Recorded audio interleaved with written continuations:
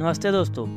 ओशो ने एक कहानी सुनाई है, उसके माध्यम से वह भारत के बारे में कुछ बताना चाहते हैं। चलिए हम उनकी कहानी को समझते हैं, वो क्या कहना चाहते हैं। एक अंधेरी रात में आकाश तारों से भरा हुआ था। एक ज्योतिषी आकाश की तरफ आंखें उठाकर तारों का अध्ययन कर रहा था। वह रास्ते पर चल भी रहा था और तारों का अध्ययन भी कर रहा था। रास्ता कब बदल गया उसे पता ही नहीं चला, क्योंकि उसकी आंख आकाश पर लगी हुई थी और जो आकाश की ओर देख रहा है उसे जमीन के रास्ते पर भटक जाने का पता नहीं चलता। पैर तो जमीन पर चलते हैं और अगर आंखें आकाश को देखती हैं तो पैर कहाँ चले जाएंगे, इसे पहले से निश्चित नहीं कहा जा सकता। वह रास्ते से भटक गया और रास्ते के किनारे एक कुएं में गिर पड़ा। जब कुएं में गिरा तब उसे पता चला। आंखें तारे देखती रही और वह कुएं में चली गई।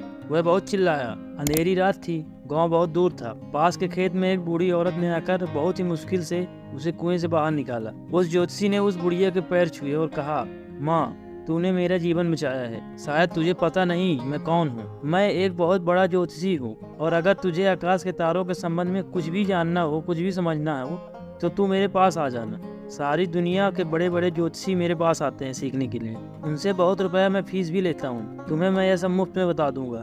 उस बूढ़ी औरत ने कहा, बेटे, मैं कभी तुम्हारे पास नहीं आऊंगी, क्योंकि जिसे अभी जमीन के गड्ढे दिखाई नहीं पड़ते उसे आकाश के तारों का क्या ही ज्ञान होगा। मुझे इस बात में बिल्कुल भी भरोसा नहीं है। भारत की समस्याएं तो पृथ्वी की हैं और भारत की आंखें सदा से आकाश पर लगी रही हैं। भारत तारों का अध्ययन कर रहा है और जमीन पर उसके सारे रास्ते भटक गए हैं और उस ज्योतिषी को तो पता भी चल गया कि वह कुएं में गिर पड़ा है। भारत को अभी भी पता नहीं चल सका कि हम हजारों साल से कुएं में ही पड़े हैं, लेकिन आंखें तो कुएं में भी आकाश को देखती रह सकती हैं। आंखें आकाश के तारों की ही बात सोचती रहती हैं और जीवन हमारा कुएं में पड़ा है, बल्कि कुआं हमें दिखाई ही न पड़े इसलिए हम कुएं की तरफ देखते ही नहीं, हम आकाश की तरफ देखते रहते हैं। कुएं की तकलीफ दिखाई न पड़े इसलिए आकाश की तरफ देखते रहते हैं और धीरे धीरे हमने यह बोलने की कोशिश की है कि कुआं है भी या नहीं।